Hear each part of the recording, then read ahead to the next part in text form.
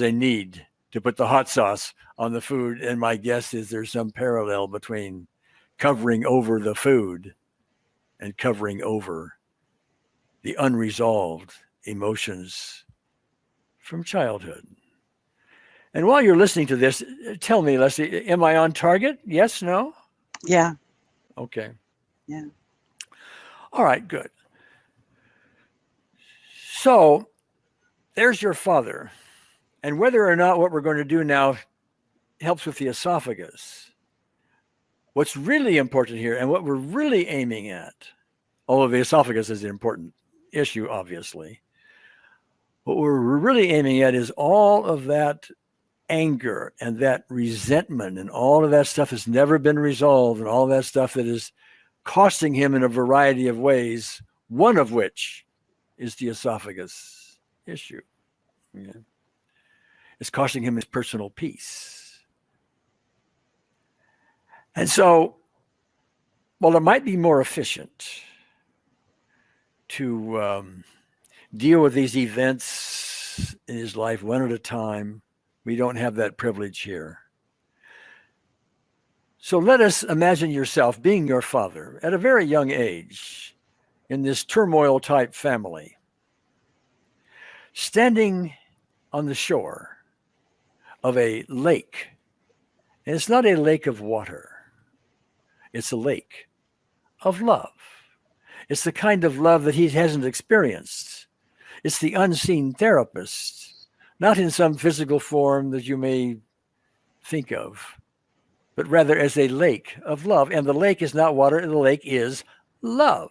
You can wade all the way into it, you won't drown. In fact, you'll be supported and loved, and the more you go in, the more you get, okay? So here are you, and get a sense of this yourself, being your father.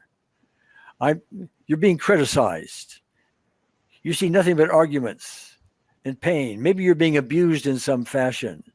But your response as your father to all this is, there's something wrong with me. I'm not lovable. I don't count. I don't fit. I got to get out of here. This is wrong. All of that. I resent. Somebody said this. Somebody did that. Somebody hit me. Somebody may have, whatever the case may be. I need to get out. Hold on a second here. I need to get out. And so we're going to represent all of that emotional turmoil, all of that resentment, and all of that anger. We're going to represent it as a unwanted vibration around your heart, or his heart, because you are being him. Okay? We're not asking that you actually make your heart vibrate. It's an imaginary thing. It's a metaphor. So imagine the heart representing all this anger, resentment going ta-ta, ta-ta, ta-ta, ta-ta, ta-ta. Okay? And also imagine each of these events, and there may be hundreds of them, even thousands, that would happen in a family that he would have resentments for during the first 17 years of his life.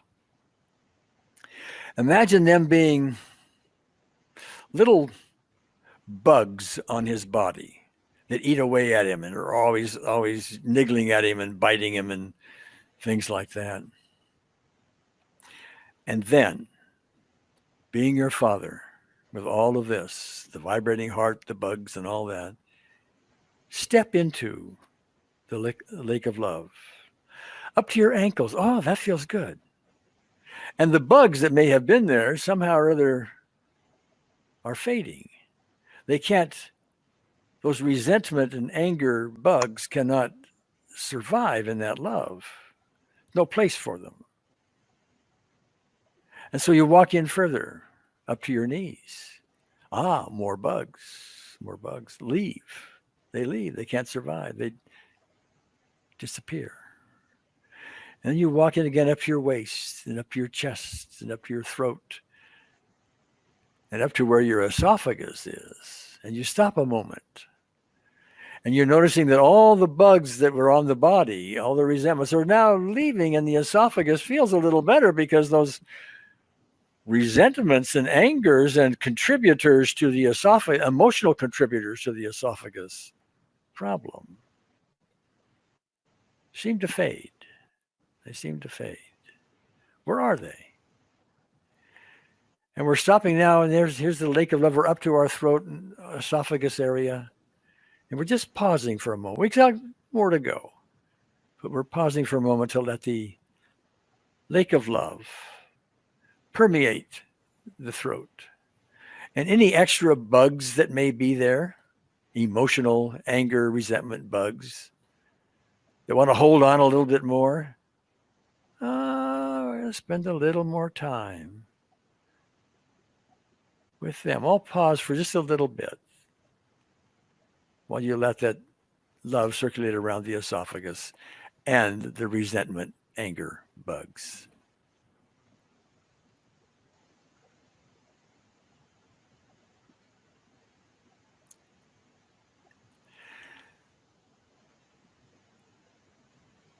And now step further into the lake. Now you're up to your eyes. You're now submerged totally. It's nothing but love all around you. It's an experience you, Leslie, may have had something like that when you were hearing your uncle, relatives, etc., in spiritual experiences. Maybe, maybe not. But there's an ultimate peace that everyone knows at some level is there that we're not accessing. But for the moment, even though we may have some of our own chatter and ego stuff going on, we're going to allow that love to permeate us. And now, walking within the lake of love, completely supported by everything. Become your father and walk around and notice, here's your mother with her esophagus issues and her other issues. Father, and by the way, it is not just their issues, it is your response, being your father, your response to all these issues. Imagine your father saying certain things or doing certain things, or not, doesn't want to go fishing with you, or doesn't want to play sports with you, or doesn't want to include you in something. That's up to him. It's your response, your father's response. It's important here. Are you taking this on as something personal? Is your father just simply dealing with his own issues and doesn't really realize what's going on with you? Chances are that's likely the case. Same with mother, siblings, other people you'll come across, even after age 17, in the business world, in the armed services.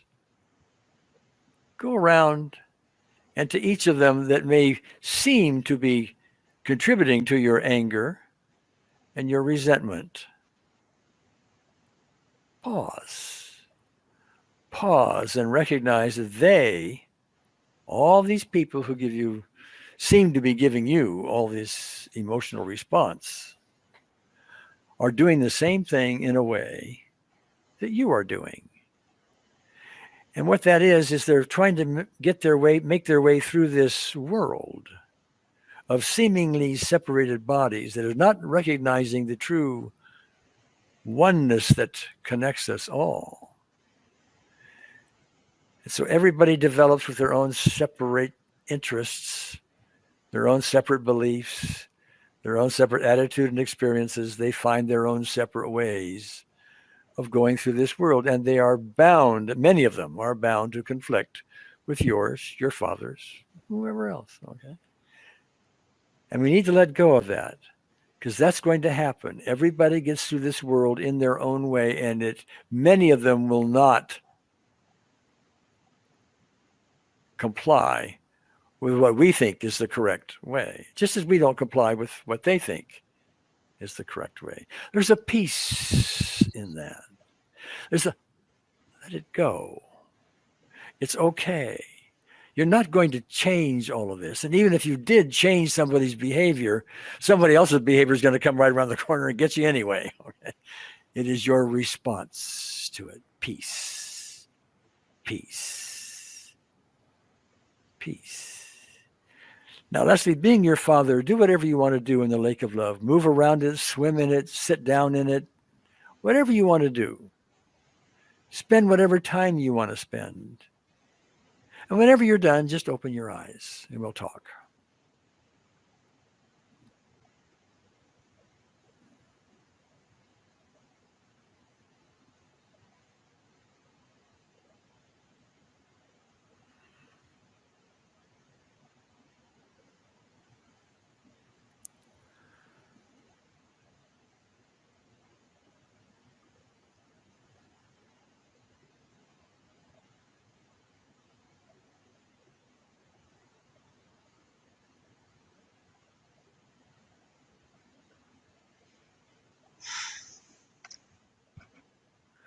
Okay.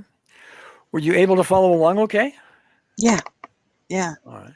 Something came up while I was in there. All right. My dad's brother. My dad's the oldest, but he had a younger brother. That while he was in the service, his younger brother got a girl pregnant and got married before he came from the service. But the girl that he married didn't like my father's mom, and so they were alienated. Mm-hmm. So it alienated when he came back. He was alienated from his brother because of her, and it lasted for years, pretty much the rest of their adult life, until just a couple years ago when him and his brother started talking again by telephone, because we're in New Jersey, they were in Pittsburgh. They talked by telephone, and they were getting along so well. They were like teenagers on the telephone. They had so much to talk about because so much was lost. And then his brother fell down a pair of steps and ended up in the hospital and died a few days later. And so that uh, uh, I tried to get him to go home to see his brother, and he didn't want to go. And his brother died not too long after that. So I don't know what he's feeling from that guilt or resentment of himself, maybe for not going ahead and because they hadn't seen each other for such a long time. Right. And but nobody knew he was going to die so fast like that. You know, he fell down a pair of steps. No telling how long he was laying there. And he was in the hospital for a few days, and he passed away. And that hurt him really bad. Yes. So while I was in that sea of love, I brought up his brother and had them hold each other Oh, good. and talk and tell them how sorry each other was, and to get some kind of forgiveness on both ends. All right. Now, it may seem strange to people who aren't used to this that we could do all this and make up the brother and your father and doing these things and all of that. But the more we do this, the more we start finding results. And it's pretty hard to ignore it after a while. Okay. Now, Mhm. what you were talking about with the brother, um, that becomes another possibility for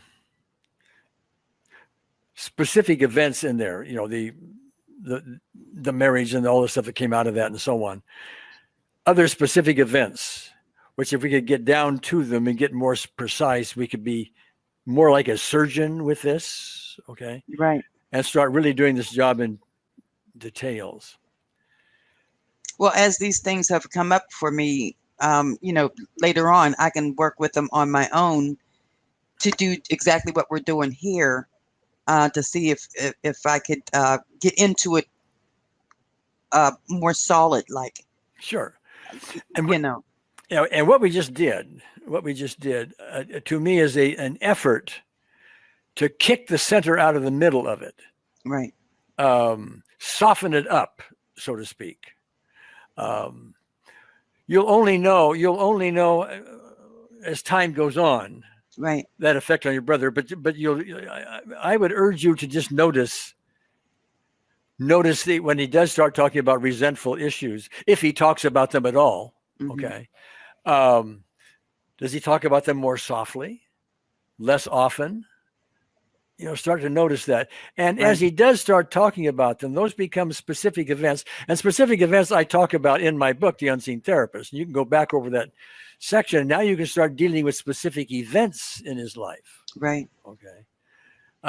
That's not the advanced lesson, but you can do a lot with that. So, Mhm. Go forward there. Right. Okay. Anything else you want to visit on while we're here? Oh, that's it, Gary. I got a lot to work with here. All right. Yeah. All right. Good. Well, I thank you. In behalf of everybody that might be benefiting from this, listening in, because there's a lot of meat here and a lot of good insights that you've helped us uncover. So, Well, all right. any kind of changes or big changes or some successes that I get, I surely will let you know. All right. Please do. Yeah, Please do. In because the I will be meantime, working for this. okay.